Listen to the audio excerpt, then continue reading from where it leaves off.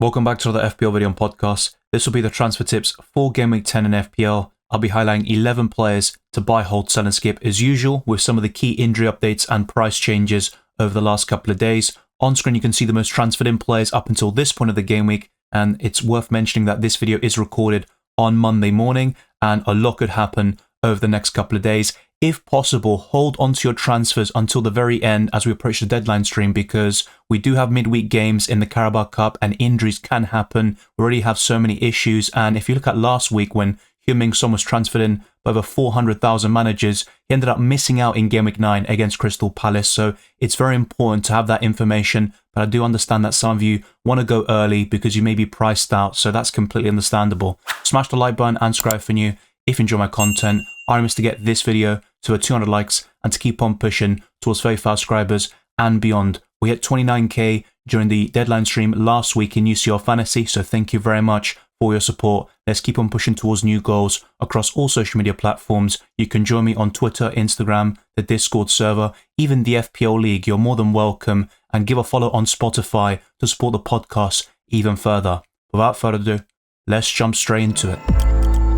The first purchase I'm going to recommend this week is Rayan Aït-Nouri, a 4.5 million defender with an abundance of attacking potential, 3 goals and 2 assists, and the underlying stats are decent. I think the main issue is that Wolves haven't kept a single clean sheet and they're winless in the Premier League, but their upcoming fixtures are incredible and I think they'll get the first win on the board over the next 2 game weeks, and most likely it will be in Game Week 11 against Southampton at home. Now, Aït-Nouri has 11 key passes, 29 FPL points, 10 shots overall, with 5 of them being on target, 8 shots inside the box, an XG figure of 1.13, but there is one big issue with Aït-Nouri, and that's the fact that he's on 4 yellow cards. 1 more before Game Week 19 means he's suspended for 1 match, and that's going to be a big issue. So if you go for Rayan Aït-Nouri, make sure you've got good squad depth, just so you don't have to keep on making defender transfers every single week. So really, he would be kind of a 3rd or 4th option in your defensive line, and he'd start week in, week out on paper over the next 4 game weeks. I think Fulham away,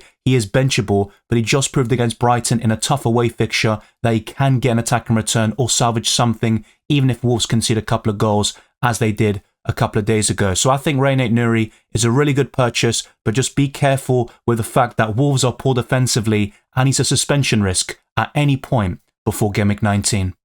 This is a very simple one. Mohamed Salah is an easy buy at any stage between Game Weeks 10 to 12. You could even buy him afterwards, and I wouldn't even mind purchasing Salah ahead of Man City at home because he's a fixture-proof player and he's had an incredible start to this Premier League season with 6 double-digit hauls, 6 goals, 5 assists, amazing underlying numbers as always, 84 FPL points, which is the most of any player in the Premier League, and an ownership figure which will soon exceed 40%, and his price tag will almost certainly go up. He is probably the best captaincy option on paper against Brighton at home. We saw what Cole Palmer did against them several weeks ago. If they play that high line against Liverpool, it could be murder, and Salah will be heavily involved. In terms of specific stats that really are worth highlighting, an XG figure of 5.1, 10 big chances, 17 key passes, and 25 shots inside the box. No matter what you read out, the bonus points, Salah is going to be near the top in all of those metrics. I think he's definitely worth buying in Game Week 10. The last time I highlighted him was back in Game Week 6 when I sold him on the wildcard,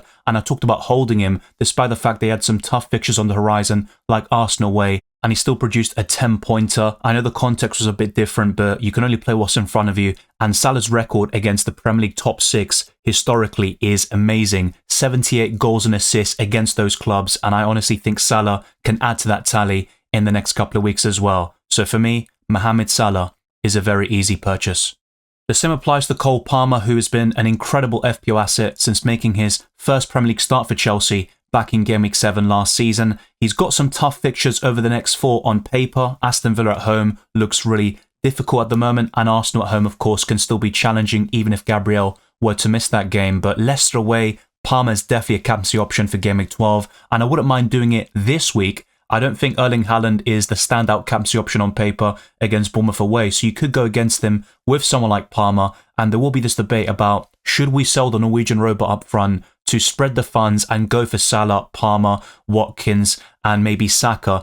I think that could be the play, and I'll talk about this in the Best Wildcard Team podcast very soon, but I think Cole Palmer is just someone to buy at some stage. If you don't do it in Game Week 10, I think the next best time to do it would be Game Week 12. I've already got him in my setup, and the underlying stats, the goals and assists, just everything about him is incredible. And that pass for the first goal, obviously no FPL points will be awarded for it, but there is a key reason why. He's always in and amongst the bonus points at the very end. He got maximum against Newcastle in that 2-1 victory. He obviously scored the winning goal, and that's 79 FPL points, only trailing Mohamed Salah, and ideally you'd go for both of them. But in the last stream that I did yesterday, the reaction stream, I was asked a few times, should I go for Palmer or Salah? And my preference would be with Palmer because he's cheaper. He also has better fixtures long term, and I think he'll kind of keep pace with Salah and perhaps outscore him from now until the end of the season. So Cole Palmer is another one who's a very easy purchase.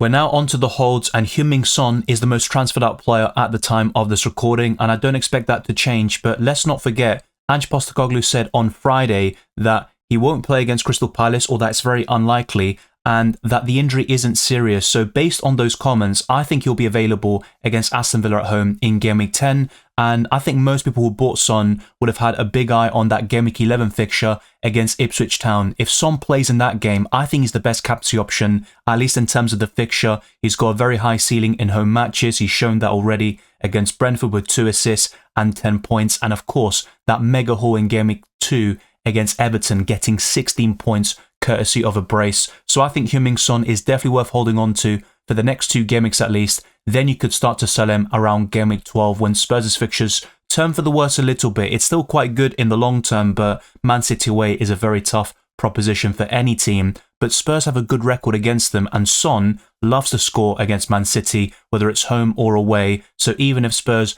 lose that game comprehensively, Son can get something, whether it's a goal or an assist, and perhaps some bonus points depending on the context of the game. Now, his underlying numbers aren't particularly great. Only 3 goals and 2 assists, but he has missed a lot of Premier League action so far this season, and the XGI figure is 2.8, 41 FPL points, and it's really those home games with Heung-min Son against weaker opposition that you'd kind of want him for. I think against the better clubs he could be found wanting this season, and we have seen that already on some occasions, but it's a small sample size, and ultimately Spurs are a much better team with Son on the left-hand side compared to Timo Werner or the promising Mickey Moore, who still obviously has a lot of room for improvement, and I think his ceiling will be very high in a couple of years. But Heung-min Son is definitely worth holding on to. I don't think it's the right decision to sell him.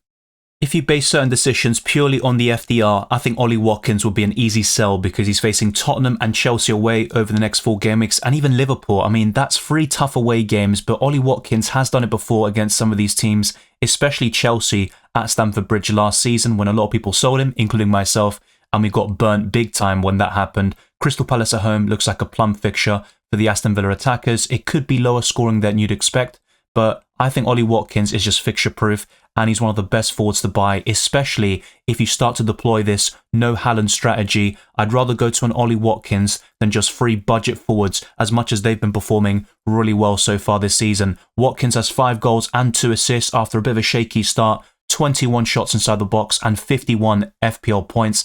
I only think Erling Haaland will outscore him amongst forwards. I think Watkins will comfortably have more points than Chris Wood, Cunha, and all the other forwards I've been recommending in recent weeks, including Wissa and Jimenez. But Watkins has great underlying stats like 12 big chances, an XG figure of 4.41, and even the creativity is decent with 3 big chances created and 8 key passes. Simply put, Ollie Watkins is one you'd rather hold. I think over the next 4, if you're planning to wildcard around Game Week 12 or 14, you could make a case for selling him short term, but if I'm looking a bit beyond that, I think Ollie Watkins is a very easy hold. There is no doubt about it, Chris Wood is by far the best pick I've made in FPL this season. I actually started the campaign with him in Game Week 1 despite all the kind of murmurings of Nottingham Forest looking for a striker. Will Chris Wood start over Awani consistently? But I stuck with him, and the patience has definitely been rewarded, and also the faith. He scored a brace on Friday night against Leicester City, his former club, and he has just been on fire this season. In the last 10 Premier League games, he has 9 goals, and since Nuno Espirito Santo was appointed at Nottingham Forest in December last year, we're talking about a 10-month period by the way, he is the 3rd top scorer in the division, only behind Erling Haaland and Cole Palmer. At that price tag, he pretty much makes a mockery of it, and next season it wouldn't surprise me to see him at 7.5 to 8 million if he keeps this form up. His ownership is 16.4%. A lot of people will be looking to buy him in. And if you look at the next 4 game weeks, it's actually not the worst time to buy him. But I do think the returns will dry up a little bit. And other strikers like Cunha and Wissa might be better purchases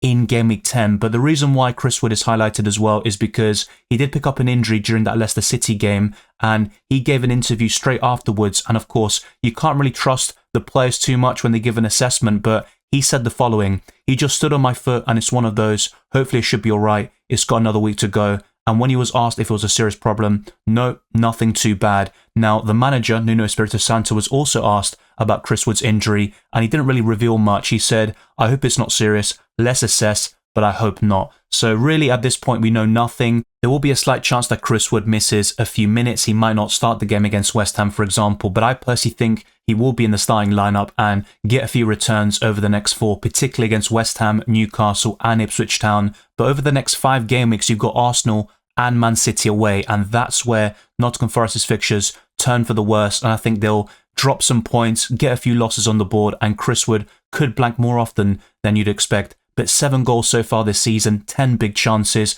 59 FPL points. He has been incredible. Not just one of my best picks in FPL this season, but probably over the last couple of years, especially as a Game Week 1 pick. Dominic Solanke had a promising start on my Game Week 6 wildcard. He scored against Man United, then got an assist against Brighton, but in the last couple of games, he hasn't really had any big chances, also a minimal number of shots, and sometimes he's looked very ineffective in that Tottenham attack. Now, Crystal Palace Spurs was always going to be low scoring in my opinion. I predicted a 1-1 draw, and it's not really a surprise to see Crystal Palace get the first Premier League win of the season against Tottenham. It kind of seemed destined, to be fair. There is a case to keep Solanke for the next 2 game weeks facing Ipswich Town at home. I think you can make a case for keeping all your Spurs assets for that plum fixture, particularly your attackers like Brennan Johnson. But I don't see Solanke as a forward who's going to get many bonus points this season. That might change in a couple of weeks' time, and if he maybe embeds into that Spurs team a little bit more and gets adjusted to his teammates, we could see something similar to what he did at Bournemouth, where he was a good FPL asset last season, but it just hasn't happened so far. With only 2 goals and 1 assist, 8 big chances and 25 FPL points, I believe Solanke could become a good choice in FPL at some stage this season, but you could definitely make a case for selling him now in Game Week 10, and I think on paper, the ideal scenario would be selling him in Game Week 12. There'll be many discussions about Gabriel Magalhaes this week with the injury he sustained against Liverpool. Now, we don't know enough about the injury, and Mikel Arteta gave an immediate reaction after the game, and he said, "I don't know what the injury is, but he can't run. I don't know if it was his knee or his ankle. He is being assessed right now." I think Gabriel is just the type of player that's always available, and it wouldn't surprise me if he was actually in the starting lineup against Newcastle and Chelsea, but there is that chance that the injury is serious and he's going to miss the next couple of weeks and probably return after the next international break. But I still firmly believe Gabriel is one of the best defenders you can own in FPL, and only Trent Alexander-Arnold seems like a better option in that position. So if Gabriel is fit, this will turn from a sell to a hold very easily. I know Arsenal have been shaky defensively in the last couple of weeks with no clean sheets since Game Week 4 in this division, but I do think Arsenal have been a bit unfortunate with the red cards and injuries. I know you could also blame them in certain aspects with the red cards, of course, but I think Gabriel would become a hold if he is available. But based on what we know so far, which is very little, I believe he'll miss Game Week 10 against Newcastle, and as a result, you could easily make the downgrade from Gabriel to Aït-Nouri if you've got that defensive depth to kind of cover for that potential suspension. Gabriel has 2 goals this season, 5 big chances, 41 FPL points, and a very high ownership, and even the price tag has gone up several times in the last month or 2. But I think Gabriel, at this moment in time, would be a sell. Pedro Porro had a great start to this season, FPL-wise, with a goal against Leicester in Game Week 1 and a bonus point, and he followed that up with a clean sheet against Everton, but ever since that, it has been blank after blank for a 5.5 million defender, and even the bonus points haven't seemed as promising as they were last season when Porro was getting them for fun. Now, I think the goals and assists will start to rack up for the Spaniard at some stage this season, and it could be in Game Week 11, so there is that kind of case you could make that Porro is a hold for the next 2, maybe possibly to the next 4 game weeks, and then you look to sell him. But I think Gvardiol, Trent, Konate, even Virgil van Dijk, Gabriel if fit, Saliba, all of these options are better at a similar price. They'll get more clean sheets. You could argue their fixtures are slightly better long term. So I think Porro is worth selling, and I honestly don't really see much value in the Spurs defence at this moment in time, even with Mickey van der Ven, who's 4.7 million, or Destiny Udogie, who might be the best of the lot with the assist potential coupled with the clean sheets that Spurs could keep from time to time. But I just don't think it's worth spending 5.5 million on a Spurs defender unless Borja can start to get those attacking returns like he was last season and then coupling them with the bonus points. It seems like in a lot of these skip sections, I do have a Man United player. Garnacho's the only one I'm kind of fond of, or the one I'm really promoting in these podcasts, and I think Onana is a good goalkeeper in the grand scheme of things. Mazraoui, if fit, would be another decent defender to own to kind of rotate with the other options. But when I look at the attackers, I'm just not impressed with Man United. And Rasmus Højlund, I always look at his stats and I'm kind of bewildered at the lack of shots he has. He's got 1 goal this season in limited minutes, to be fair to him, but only 3 shots on target and 4 shots in 5 appearances, with 2 of them inside the box and an XG figure of 0.79. I mean, these stats are just simply not good enough. 2 big chances, 2 key passes, and Man United are toothless up front. He had a good opportunity against West Ham, and Man United really should have been out of sight in that first half. Dalot missed an open goal. Bruno Fernandes, Højlund and Garnacho all missed opportunities, and they should have put the game to bed before West Ham turned it around in the second half and were very fortuitous with the penalty they were awarded. Now, you could make a case for Rasmus Højlund in Gameweek 11 as a short-term punt. I think those fixtures against Leicester, Ipswich and Everton look really promising for Man United, and even Højlund and these Man United attackers could get several returns in those games. But I think Garnacho would be more than enough to cover that United attack. He's only 6.2 million, whilst Højlund is almost 7 million. And I think up front, you've got Cunha, Wissa, Jimenez, Delap. I think there are so many forwards at a cheaper price point, even Strand Larsen, who will get more goals. They've got better long-term fixtures. And with Højlund, there is that chance of rotation with Xerxes. And since he's joined United, he has picked up quite a few injury problems regardless. When you also add that on top of the poor underlying stats and the lack of goals and chances that he's getting, I think Rasmus Højlund is a skip.